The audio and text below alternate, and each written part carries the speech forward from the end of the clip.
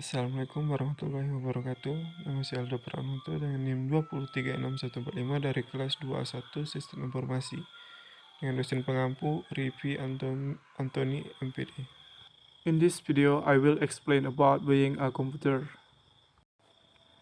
When you are planning to buy a new computer and confused about choosing the type and specification you want to buy, here are something you consider in choosing the right computer for your need. Ketika Anda berencana membeli komputer baru dan bingung memilih tipe dan spesifikasi yang mau dibeli, berikut adalah beberapa hal yang perlu dipertimbangkan dalam menentukan komputer yang sesuai dengan kebutuhan Anda. The first, computer type. Computers are divided into the two general categories, portable computer or desktop computer. Portable computers are suitable if you need a computer that is easy to carry or mobile, while desktop computer tend to be bulky and difficult to carry. Yang pertama, tipe komputer. Komputer dibagi menjadi dua kategori umum, portable komputer atau desktop komputer. Portable komputer cocok jika Anda membutuhkan komputer yang mudah dibawa atau mobile, sedangkan desktop komputer cenderung besar dan sulit dibawa. Here are some type computer. A. Laptop or notebook. A portable computer that was various functional to meet your need. B. Notebook, laptop or notebook with the screen size of 10 without DVD and basic specification, although recently less popular than tablet. Notebook include computer with the lightest and chest-based keyboard. And C. Tablet, a small and light computer with a touchscreen program on tablet are usually call-ups can be used with a keyboard, although the main value of the tablet is the touchscreen. Berikut adalah tipe-tipe dari komputer. Yang A. Laptop atau notebook, komputer portabel yang mempunyai berbagai fungsi untuk memenuhi kebutuhan Anda. Yang B. Netbook atau laptop atau notebook yang ukuran layar adalah 10 inch tanpa DVD dan spesifikasi basic. Walau belakangan kalah populer dari tablet, netbook termasuk komputer dengan keyboard yang paling ringan dan murah. Yang C.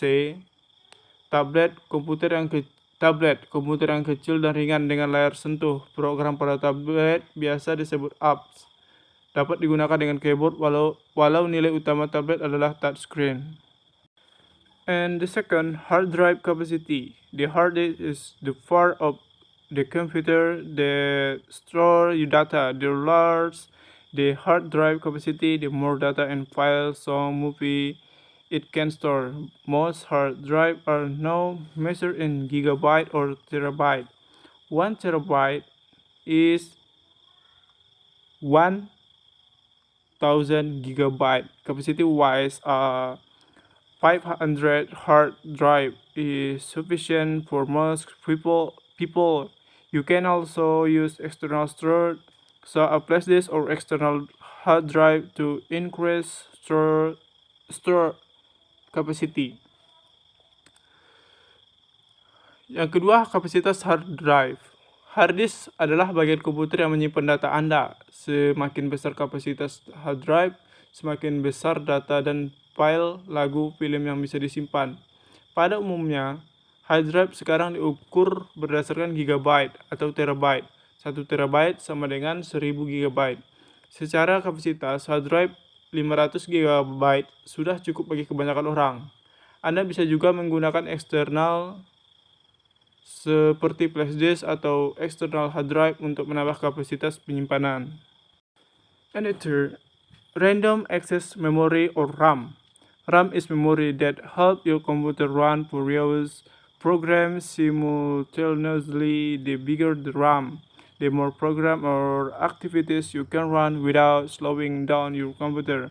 On a laptop or desktop, it's also worth considering that programs like video editor or game require more RAM than playing videos, email, or browsing. In general, 2 GB of RAM can run various like programs smoothly.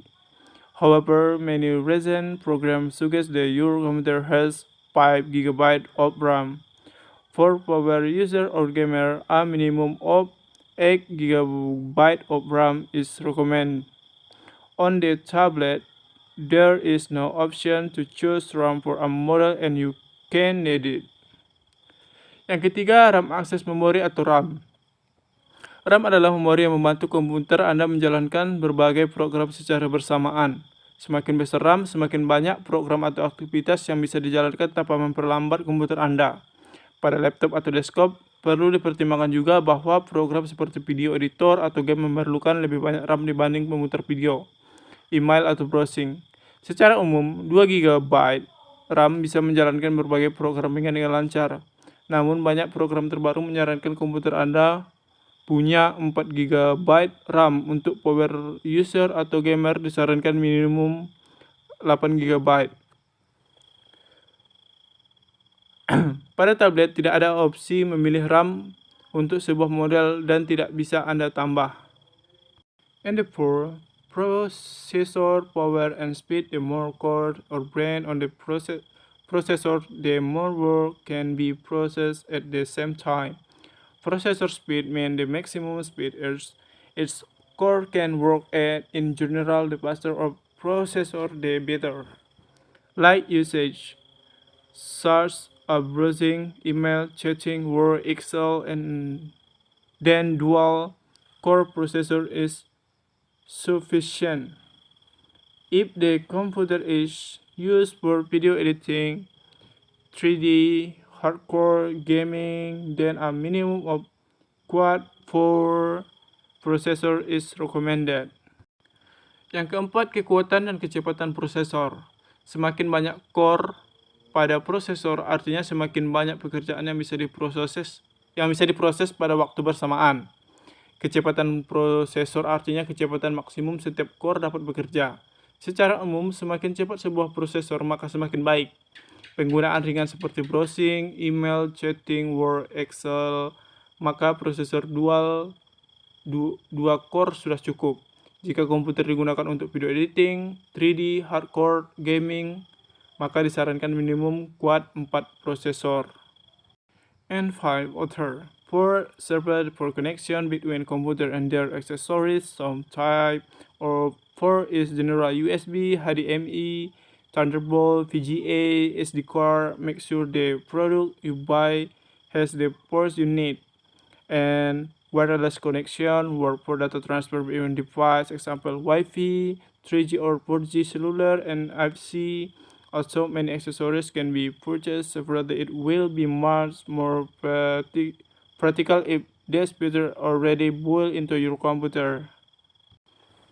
Yang kelima lainnya, port berfungsi untuk koneksi antar komputer dan aksesorisnya. Beberapa tipe port yang pada umumnya USB, HDMI, Thunderbolt, VGA, SD card. Pastikan produk yang Anda beli mempunyai port yang Anda perlukan. Kemudian koneksi nirkabel berfungsi untuk transfer data antar perangkat, contoh Wi-Fi, 3G, 4G, seluler, NFC. Walau banyak aksesoris yang bisa Anda beli terpisah, akan jauh lebih praktis jika fitur-fitur tersebut sudah built-in pada komputer Anda. Sekian dari saya, terima kasih. Saya Ali Pranoto dari Sistem Informasi. Terima kasih. Assalamualaikum warahmatullahi wabarakatuh.